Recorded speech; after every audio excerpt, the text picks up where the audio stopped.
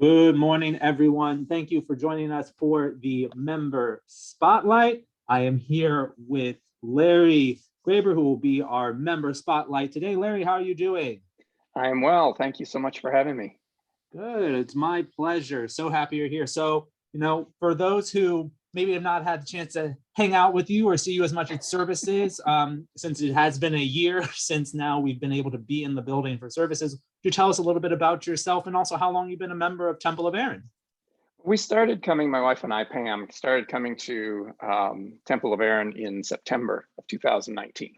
So we had, about 5 months there before the pandemic struck. And, it just was really something that we made a decision together to come back to my wife's shul when she was a child. So we just decided we wanted to take the plunge and jump in. Neither of us had been involved in a shul previous to that, and Temple of Aaron was the natural choice. So that's where we started to just come in. We both. I mean, I live in Woodbury. My wife and I do. My wife grew up in St. Paul in Highland Park area. And I actually grew up down in Kansas. I'm a transplant from the Wichita, Kansas area, but I currently am teaching. Yeah, there's my wife, Pam. Anyway, so what I do is I grew up my working as a HR professional. Human resources was where I cut my teeth in work, and did that for about 20 years and got pretty tired of it. Decided I wanted to try something different. So I went back to school in 2012, got my master's in started teaching over at St. Mary's University in their master's program, organizational leadership program, and have been doing that ever since, mainly online. So really the pandemic has not affected my work whatsoever. My wife, she's a mental health therapist, and she does work from home as well in the past year. So we've really been able to modify our careers and to be able to continue on with what the things that we do during that time. But I have two older siblings. I have two sisters one that lives in Sioux Falls, South Dakota, and the other one lives in Woodbury, just not very far from me. My mother is at the Woodbury Estate. She's turning 90 this next week. And then we have 3 grandchildren down in Iowa, and I have a stepson who's over in St. Paul, or actually he's in the West Metro right now. So we're all just kind of trying to survive the pandemic like everybody else. It's just been kind of an interesting trek this last year. Most definitely. It's been an interesting trek for everyone. And, with having been a little bit newer to the Temple of Aaron, for you at least, we pride ourselves on a lot of great programming, trying to be innovative in classes, Shabbat. So we've done a lot of different things. I'm curious if you have any favorite things that we do. Maybe you can think of one pre-pandemic and maybe one during the pandemic, because we've been able to see you involved a lot during the pandemic through Zoom. So we'd love to hear some of your favorite memories. Well, my favorite time pre-pandemic was the Kabbalat Shabbat services that we used to do. And Josh, with the other group of people that would sing, it was beautiful. That was probably one of my favorites. And having the Erev Shabbat meal together, to me, that was really an opportunity to get to know people and to get to, we were just starting to kind of connect with people, and then all of a sudden it went away. During the pandemic, I have appreciated, and I got to tell you, I really appreciate Larry Eisenstadt. He's probably been the one. I wanted to sneak in real quietly the first weeks that we were there, just kind of check it out and see if, is this something that we're going to do or not? Of course, Larry lasers in on me, and the first thing he does is get me up to read the prayer for our country. The very first day I'm in there, I'm scared to death. And he's like zoning in on me saying, hey, there's a new guy. But I appreciate it because he forced me to be part of right away. And I will always be grateful to him for that. But as the post-pandemic, he's always kept me connected when it comes to, Torah study, pushing me towards, doing other things as well. Text from the Best has been a really helpful, because what it is it's because I'm fairly new to Judaism as a whole. it has given me a wide variety of perspectives from different rabbis, from different people, and has really given me an opportunity to expand my knowledge and expand the perspectives that I have. So those are the two major pre and post pandemic programming. I mean, there's lots of other things that have been fantastic. All the teachings. I love the fact that Temple of Aaron has really tried to keep everyone engaged during this difficult time. Great. Yeah, it's been, that was the thing that's been really rewarding for me as the one sort of doing the adult education, is that, you know, I think even before the pandemic, it's crazy to think about, because I remember as this is going on the 7th, or we posted tomorrow on the 8th, is that, you know, now we really are a full year in. And even before we knew the pandemic was going to shut our world down, I had written on my board Zoom classes ? Because I had already been thinking about the idea of, now my idea was we were all going to be in the wine room. We were going to have one big TV with a camera on top, and then we could maybe Zoom in a teacher, and we would physically all be together with a teacher who was virtual. But it ended up that all of us have been virtual, but it's been amazing to really get great teachers who I would love to expose people to, right? Like, that's the unique thing, is that people and rabbis are being really great, and they're willing to come in and teach in communities for an hour. And it's really fantastic to allow lots of different people, lots of different access to different ideas and insights from rabbis that they would otherwise not get to really learn from or experience. So I must say, from my end too, that's been a lot of fun to do. And so, but also though, you know, I might have been a little bit of a seer in terms of the Zoom classes, but one thing is, though, the pandemic has really made us realize that there are things that we anticipated missing and things that all of a sudden we're now kind of missing that we didn't anticipate, right? And so we all anticipated missing family. And then an example that's something that we didn't miss is, I cannot believe that now I have to be so intentional in grabbing all of my stuff when I'm leaving, that one of those things also has to be a mask. I shared with you offline before.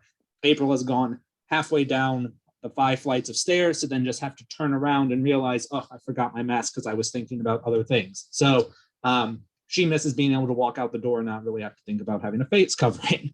Is there something that you didn't anticipate missing that now is one of the things you're like, oh man, I really kind of missed that? Well, you're going to kind of see a theme here. I like food, so I like eating. And the thing that I didn't anticipate missing so much was just the fact that having kiddush together. That has prevented us from that. You know, wearing a mask is difficult to eat together for anybody. Like when I go visit my mom at Woodbury Estates, I'm in full PPE. I mean, I miss kissing my mother. I didn't realize how much that would be something that would bother me. You know, when my mom wants a hug and I can give her a hug, but I'm all layered up, I feel like there's such a barrier between that. The human touch, the human interaction, eating together, being together has been probably the hardest for me.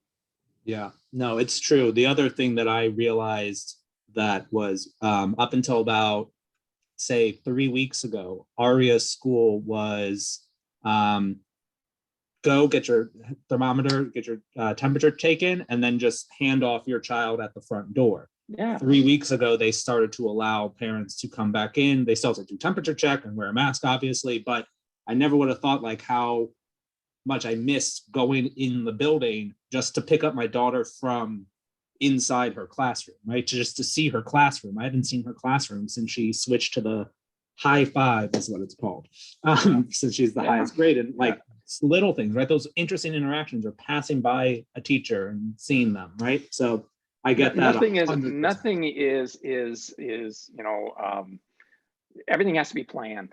You don't have anything, you know, you got to plan your trips, you got to plan your outings, you got to plan everything. You know, spontaneity is something that I've missed a lot too, because you really can't be spontaneous. That's 100% true. It's so true these days. And also though, the other side of it is if we haven't been going out as much, not being able to do as much, it means we've been spending a little bit more time at home over this past year. Maybe in the beginning of the pandemic, maybe a little bit more free time than now that people are used to working again a little bit remotely. Is a lot of people are watching lots of different things on Netflix, Hulu, binge watching, rewatching movies, deciding to watch an entire series or every Star Wars episode or movie, right, in the right order, whatever right order that is. So I'm curious, is there anything that you've binged watched or really have maybe even just watched that you really enjoyed and hadn't been seen in a while? Yeah, sad to say, there's three of them that we've been kind of going through. We went back and watched Lost again, and Nice. we binge watch, and we're binge watching Alias. I don't know if you remember Alias. That's way back. Yeah, Jennifer And Garner. Jennifer Garner, and it's as hokey now as it was 20 years ago, but it's still kind of fun to go back. And then the new one on Disney was WandaVision. Really got into that. It was so quirky. It's been almost compelling. So we just finished up on. They had 9 episodes that we watched on that, and I mean, I'm a big Marvel fan anyway. I think anything they do is genius. Right. And WandaVision is just another quirky iteration of their creativity. So yeah, those are the Yeah, three. that's great. Yeah, WandaVision's been a popular one. Something that I started to do is I grew up, my mother loved Law and Order, like the original, like Jerry Orbach and all of them. And I became more of a Law and Order SVU spinoff person, which now it's, I think, the longest running drama currently. But all of a sudden, I've watched most of those now, and I was like, well, I still want to watch something like this. So I just started to like rewatch and re-record like the original Law and Orders. So that's something I'm starting to get through on my end. But yeah, we definitely have binge watched a lot of different things or rewatching things. Lost has been on my list to get back into. And then the other thing is talking about Marvels is I actually just talked with April last night. I was like, I bet you that if I just search on the internet, like what is the proper order if you're trying to go chronologically through the Marvel Universe storyline, like what it is. And of course, there it was. Somebody was there, and I was like, April, we'll have to eventually like work our way through it like chronologically, because that's the thing that doesn't happen in the Marvels, right? Like they allude to things that you don't even know about yet. So it's really kind of interesting to be able to then see them all the way through. Yeah. The other thing is that Amazon has been doing great. If you got in early on the Amazon stock, good for you, because now they are just getting a lot more, even more so, because people are, of course, not wanting to go out. People are maybe have a little bit more disposable income just because you can't go out or travel as much. So people are like, well, I'll get some stuff for my house. I'm curious, what is maybe the greatest, weirdest purchase that you might have made from online shopping? Oh, probably the most strangest is we decided that we wanted to start feeding the neighborhood birds. So we bought 40 pounds of bird seed. So Wow. that's been our big thing this winter is putting out bird seed. And we've been able to see all sorts of different kinds of birds, but it's kind of a weird purchase. I don't know why we decided 40 pounds, but apparently that was what we thought was going to get us through the winter. There you go. I mean, it's so funny. I did that when we lived in LA, when we were living in Westwood, right in the heart of Los Angeles. And I was like, we had a really nice like patio. And I was like, you know what? I want to get stuff to like feed birds. I'd never done that in my entire life. Like my parents didn't do anything like that. And I was like, huh. And I mean, in LA, it was really nice because we get a lot of hummingbirds and stuff like that. So that was really kind of cool to see. But yeah, definitely I've done that. And we got a dog during the pandemic. So I've made plenty of random weird pet purchases. I think the weirdest though being, I know I've lived here for 3 years now, coming up on 3 years. The thought of having to buy like weird boots, socks, gloves, things for a dog, and then having to put them on them is still the weirdest and also the most hilarious thing to do, and to watch a dog try and walk with shoes on. But that was definitely my weirdest one for sure, or one of them. Then the sort of last question is hobbies and skills. If we kind of remember back from the beginning of the pandemic, it seemed like every other person was trying to make sourdough bread, as that was a very popular trend, which also as somebody who worked at Panera nationally in St. Louis at St. Louis Bread Co., because that's where it started, as being somebody who worked in that side of it, sourdough is not the easiest thing to start making. So I'm curious though, is there any interesting hobby that you maybe picked up or skill that you picked up and wanted to? Or is there something that you maybe have already done or already had that skill set that you really have leaned into? Well, a lot of stuff that I've leaned into is baking together, wife and I. I love to make homemade challah, and so made a lot of it and try and share it with the neighbors because there's too much for us to eat. But the biggest thing that we've done, we did one thing with the kids that we started up, and it's not really a skill or a hobby, but we started reading to them books that I grew up with, a series of books, which is really kind of cool because I love those books. And they were when I was 8, 9 years old, I read every book and would read them over and over again. And it's just fun to see the older two. He's 8, the oldest is 8, and the middle one is 6. They love the stories as much as I did. And so it's been something where we get together a couple days a week and we read several chapters, and they're like, read more, kind of thing.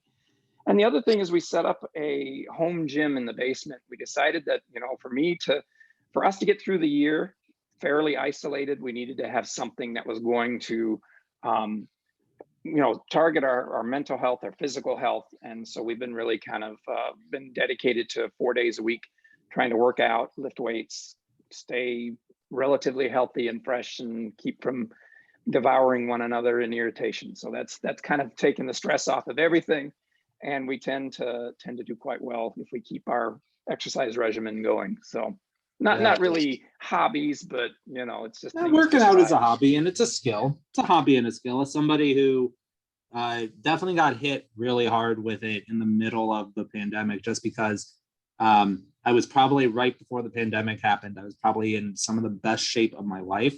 And I even remember being there. I was at the J and feeling that way. And then, the next day they're like, by the way, we're closing the J. And I was like, oh, and then we have a gym in our building. And we're like, oh, well, that's still open. And that was open for a month, if that.